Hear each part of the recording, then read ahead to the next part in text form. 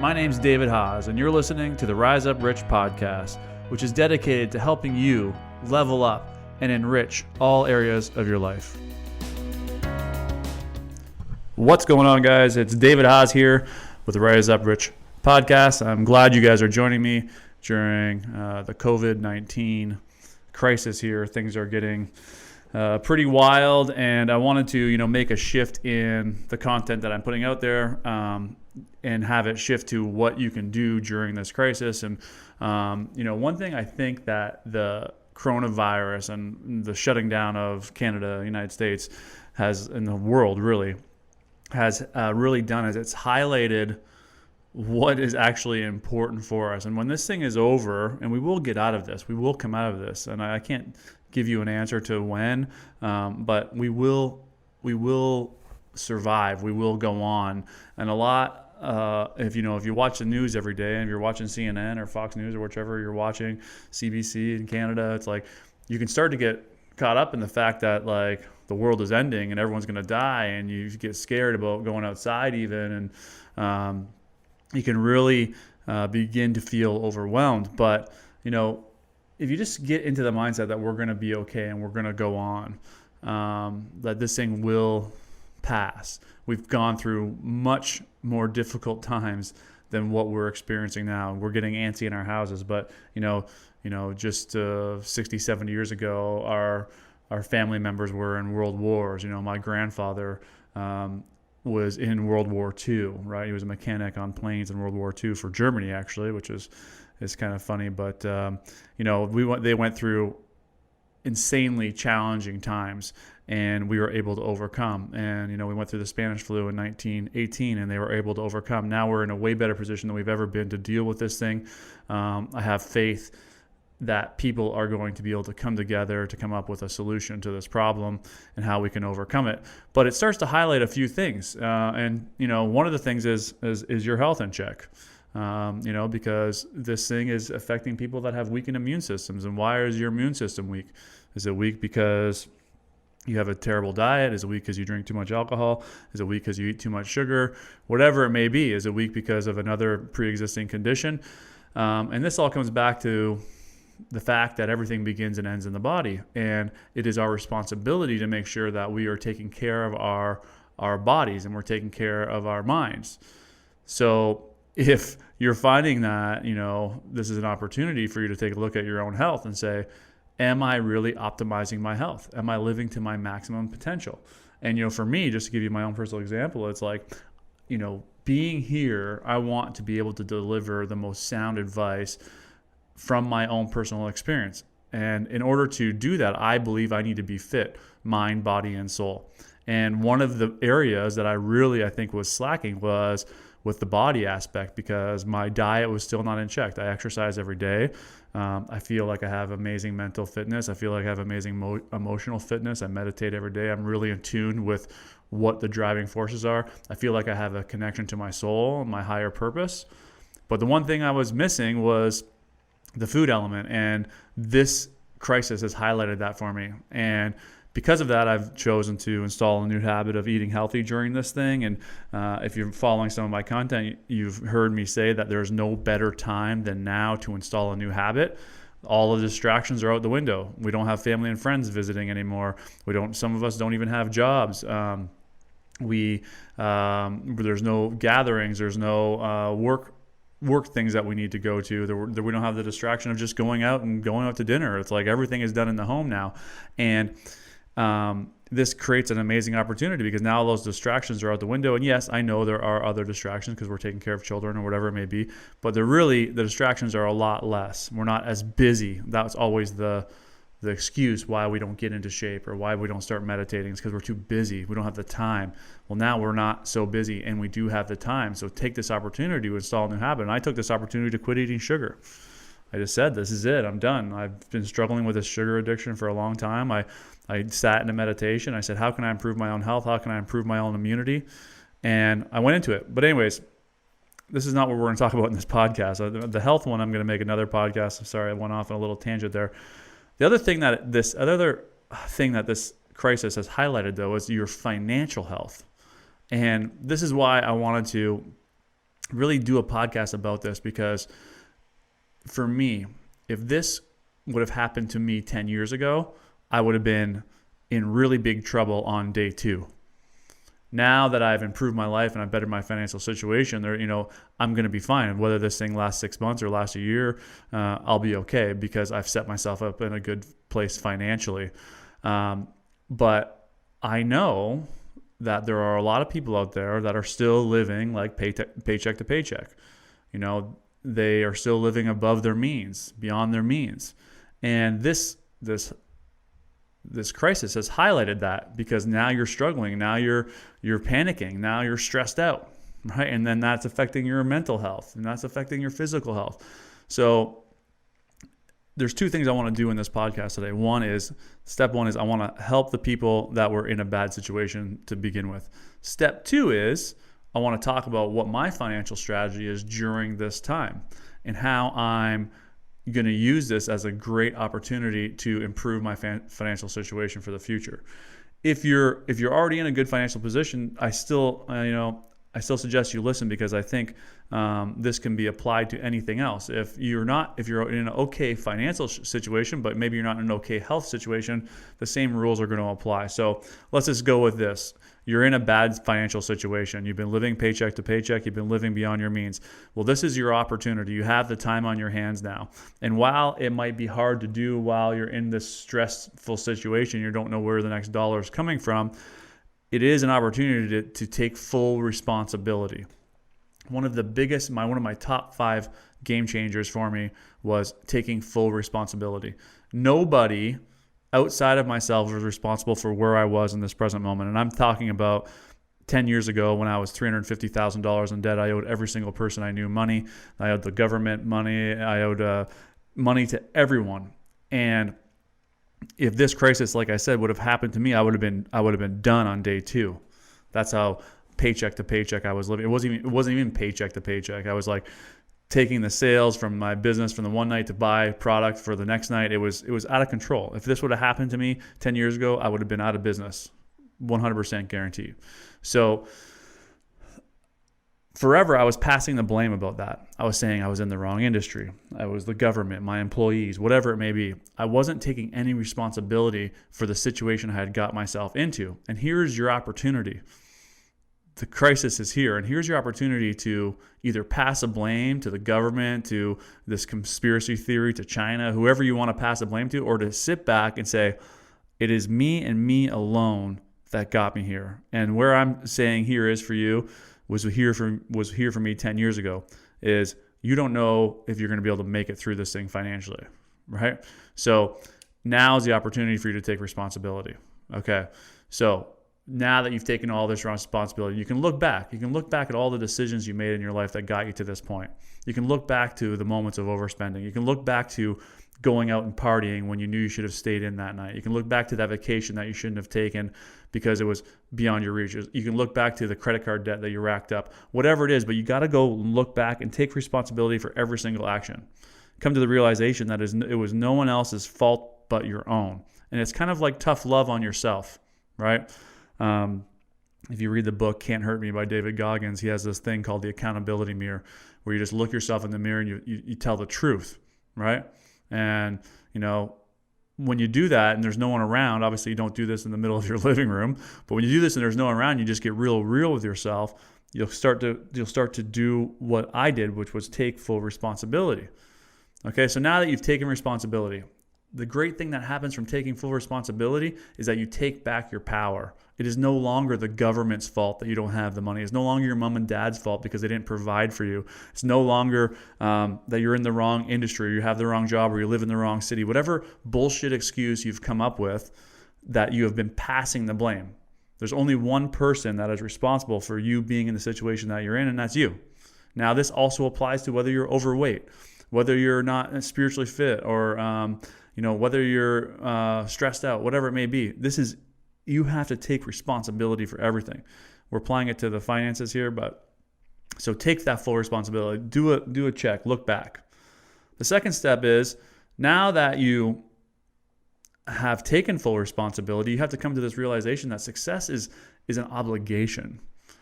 It's there's a lot of talk, like, don't make it all about success. But like, when I talk about success, I talk about success in all areas of life, health, wealth, relationships, love, whatever, But part of success is being financially stable. And it's an obligation for you, because you can't contribute to this world if you're constantly stressed out about where the next dollar is going to come from. You need to be in a state of abundance. You need to move out of the state of scarcity.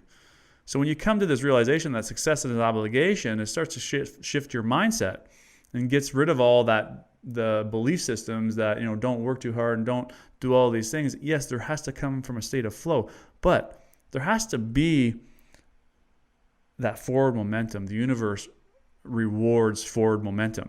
The universe rewards action. When we were little kids, we ran around like maniacs. I mean, I'm speaking for myself, but I was also just around 4 kids, and they were running around like maniacs. We were in constant action. I talked about this in the last podcast. We were in constant action, and that is really the state that we're supposed to be in all the time. But then we get older as adults. We start to get stressed out. We start to get overworked. We start to go out too much. We start to create belief systems and programs, and before you know it, we get into this state of, we're just standing still. But what the universe really wants, God, whatever you want to call it, it wants us to continue to move forward, and that's when we're going to begin to get rewarded.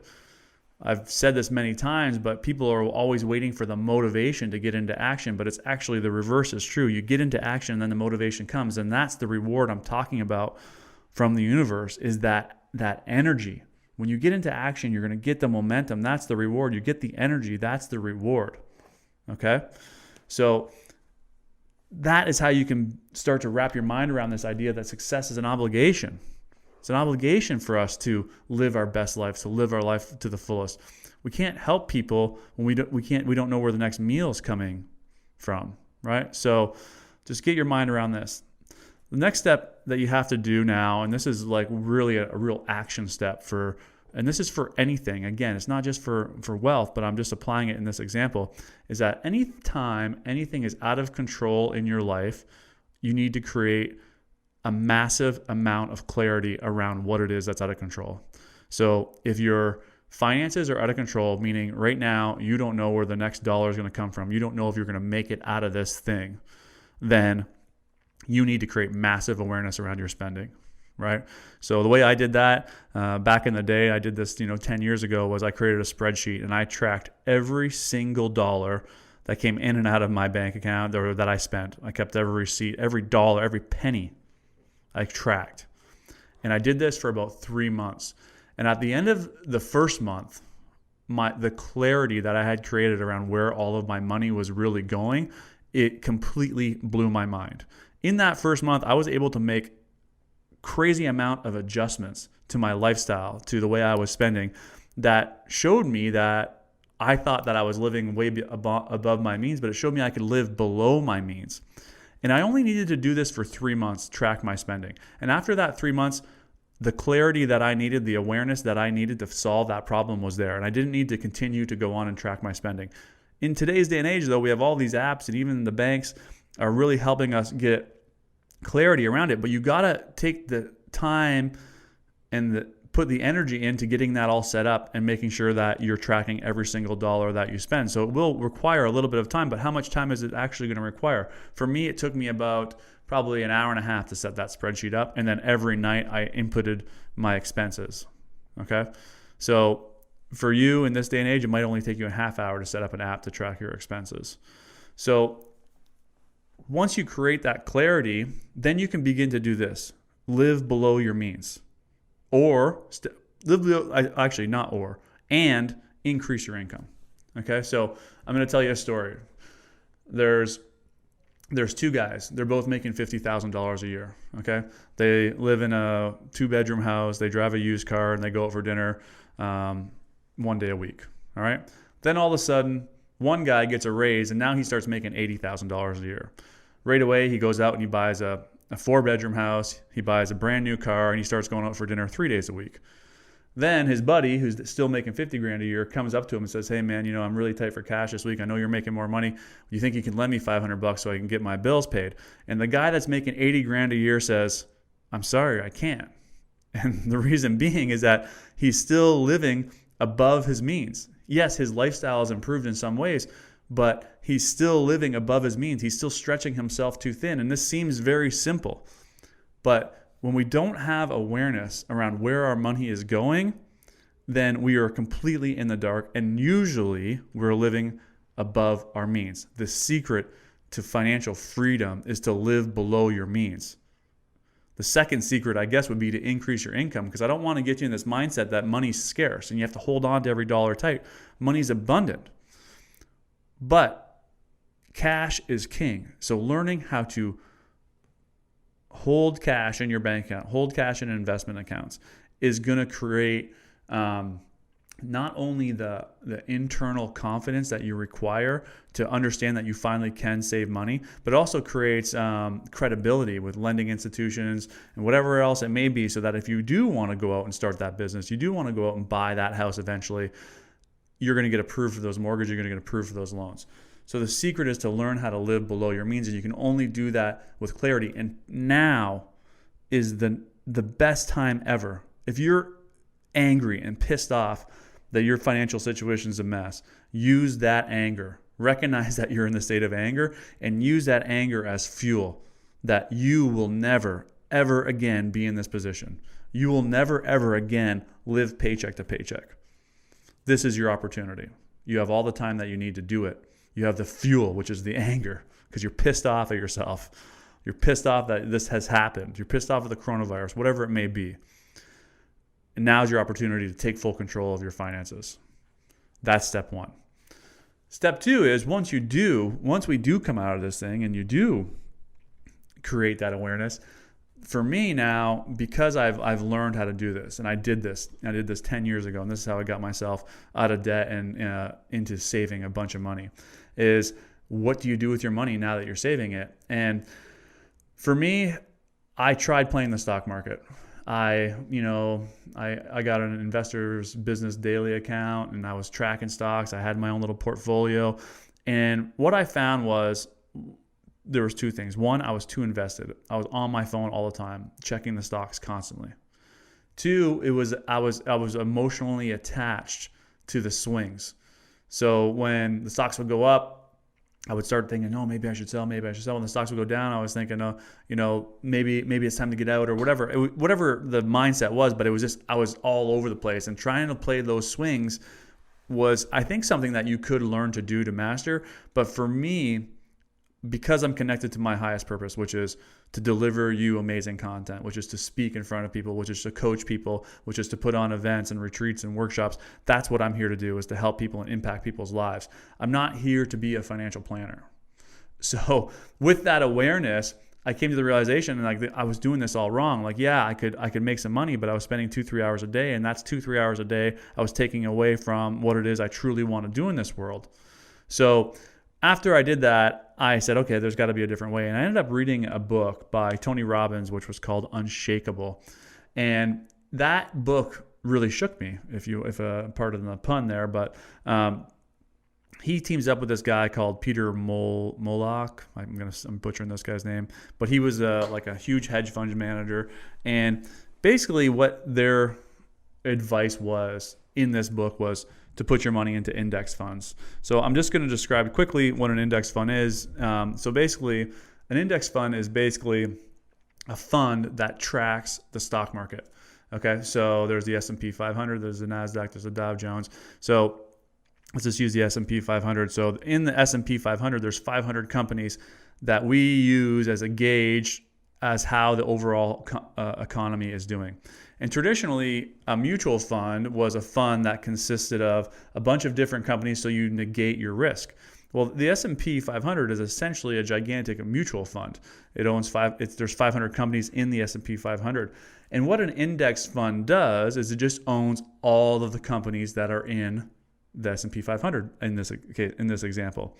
So what a lot of mutual funds are doing is they're usually trying to match the returns of the stock market. So when you have an index fund, the fees are actually a lot lower because no one's actually managing that fund. And I think that's something a lot of people are unaware of when they're buying mutual funds or they're buying stocks, whatever it may be, is that the fees that are associated with doing so are actually pretty high. So let's just say like maybe they're let's say they're 0.5%. So if you invested $10,000 and you made a $1,000 return, if it's a 1% fee, then that $1,000 return is now a $900 return.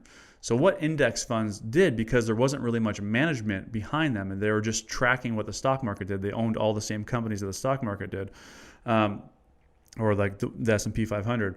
So what they did was they were able to lower these fees to like very, very small percentages. And the other thing is that takes away all of the emotion from it, So in this book, I'm going to give you the Coles Notes of it. Tony Robbins basically says, always be in the stock market. And, for me, I was kind of this guy that was playing the swings. I was trying to, ride the ups and sell on the downs and all these kinds of things. But I just found that I was too emotionally involved. It was taking up too much of my time. But with an index fund, it's a very simple strategy. I own a few index funds, and I'm not a financial planner, so I'm not giving you stock advice. But I own a few index funds. And all I do is I put money into those index funds on a weekly basis or a monthly basis for whatever. It doesn't matter really how often, but you just always want to be in the stock market, right? So this recent collapse is a perfect example of what a lot of people missed out on. So for the last 2 years, people have been saying that the bull market's coming. But in those last 2 years, you missed out on probably per year, I don't know the exact numbers, but probably about a 12% per year return in those 2 years by not being in the stock market. The second thing is when the stock market finally does decline, usually as it begins to rebound back, as we've seen in the last few days in the stock market, if you're not in and you miss those big days, you're missing your biggest amount of returns. So trying to find the bottom or trying to guess where the bottom is, it's kind of useless. So here's what I did. I just want to give you my strategy. Now that I'm not emotionally invested anymore, the stock market went down. But I know traditionally in the history of the stock market, even though there are ups and downs, it is always going up. Okay? So I just stay in the stock market. I invest whatever amount monthly or weekly, and for me it's weekly. I invest a certain amount every single week. I'm continuously buying, whether it is up or down. It doesn't matter to me. But when it goes down, I just put more in. That's my strategy. It is very, very simple. Always with the knowledge, and it's never in the history of the stock market ever gone down and stayed below a certain level. I'm talking about the stock market, the S&P 500, the Dow Jones. It's always continuously gone up. Individual stocks, yes, have not returned to their previous highs. But the stock market as a whole, and that's what an index fund is doing, the stock market as a whole has, for the history that it's been around, has consistently gone up. So now my mind is set at ease, because when the stock market dips and it goes down like it did 30% in the last few days during this crisis, I have the knowledge and I have the awareness that it's going to go back up. I know I'm going to get that money back. But now I also see this as an amazing opportunity to invest more money. So what have I been doing during this whole decline? I've been buying more. And have I been trying to find the bottom? No. The second it went down 10%, I put more money in. Then it went down another 10% and I put more money in. Then it went down 30% and I really put a bunch of money in at that point, because I'm like, this is probably close to the low. After that, that was like kind of the amount of money that I was willing to invest. And then I waited. And in a very short period of time, I've already made my returns back on that money. And I still haven't gone up from the highs of the year. So I still know there's another 12 or 15% that are available there. So it's really simple. It takes all the guesswork out of it. It takes all the emotion out of it. And learning how to invest and learning where your money is and what it's actually and how it's actually working is another part of this awareness. One, you have to have awareness around your spending. Two, you have to have awareness around when you're investing your money, what is it actually doing? And how could you figure this out? Well, one is just listening to this podcast, you've probably already increased your knowledge. But two, in probably, a few hours online, you can find out what index funds are the best. You could read Tony Robbins' book here. I'm giving him a big plug. You could read Tony Robbins' book. It's called Unshakable, which is an amazing book. Really simple read, really quick read. And if you have that knowledge now, then you can begin saving money. When you begin to save money, your confidence goes up. You get out of the mindset that money's scarce. You start making better decisions with your money because you know that you want to continue to invest and you want to continue to have your money work for you and you want your money to continue to grow. These two things, the first one is obviously in your bad situation, you have to figure out how to get out of that bad situation. But the next is you got to figure out what to do with your money. So for me, I do all my own personal investing. I don't have a financial planner just because I took the time to do the research. You could, though, still go out and get a financial planner and just ask him to put your money into index funds. A financial planner will probably resist this, and I should probably get a financial planner on here one day and we can have this debate. A financial planner will probably resist this, and my belief is that he'll resist it because he gets better commissions on mutual funds and these types of things. So I'm just looking at keeping the most amount of my money as possible, and I do that through having index funds. The other thing that I do, though, is that both my wife and I are really strict on this, is that we invest weekly and we take that money right out of our pay or right out of our incomes from our businesses and we invest it. This is a natural way or an organic way to force you to spend less. So even though my wife and I make a very good income, we actually end up saving about like 50% of that income.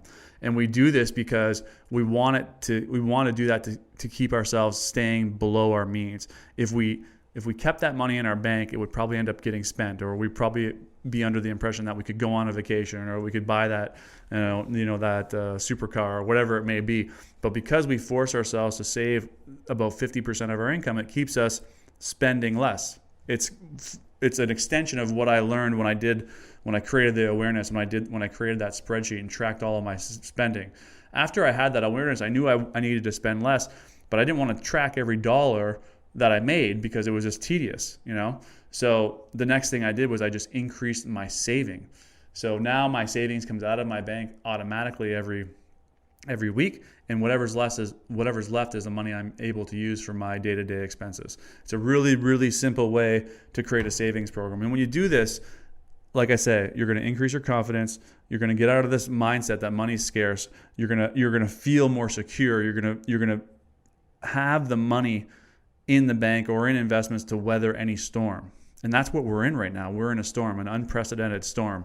And it has highlighted what it is that we need to improve in our lives. And it's also given us the opportunity and the time and the freedom to do so. So today, my challenge for you is to get a handle on your finances. Take full responsibility. If you have extra money and you want to invest, do some research on index funds. Go out and buy Tony Robbins' book, Unshakable. Right now, the stock market has completely almost rebounded. And I think there's going to be another opportunity for you to buy lower again. But just don't go dumping all your money in at this moment, because I think there is an opportunity for it to come back down a little bit lower. But the thing is, you got to be in the stock market.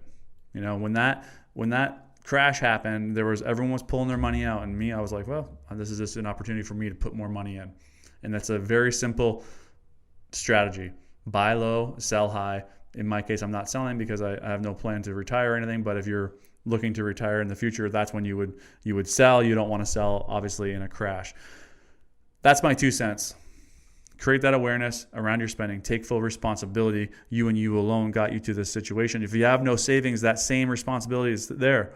Like maybe you're okay. You're going to be able to make it through this thing, but you still don't have savings. You still have to take responsibility for that you don't have any savings. Now is an opportunity to sit down with pen and paper, go buy Tony Robbins' book, read it, listen to it, whatever you want to do. Create a financial plan. You and the wife sit down, or the wife and the husband sit down and create a new expense plan, so that the next time that something like this happens, and maybe it's not going to be a pandemic, I pray to God it's not, but maybe it's another 9/11, maybe it's you lose your job. You want to be in a position that you can weather this storm. You want to have a solid foundation. So when the storm comes, your house is still standing. I'm going to leave it at that. Thanks for taking the time to listen. I hope that was insanely helpful for you guys. If you have any questions, please hit me up on social media. It's on Instagram. It's @David F. Haas. Facebook, David Haas. My website's davidhaas.ca. Anyways, I'm going to stop saying David Haas.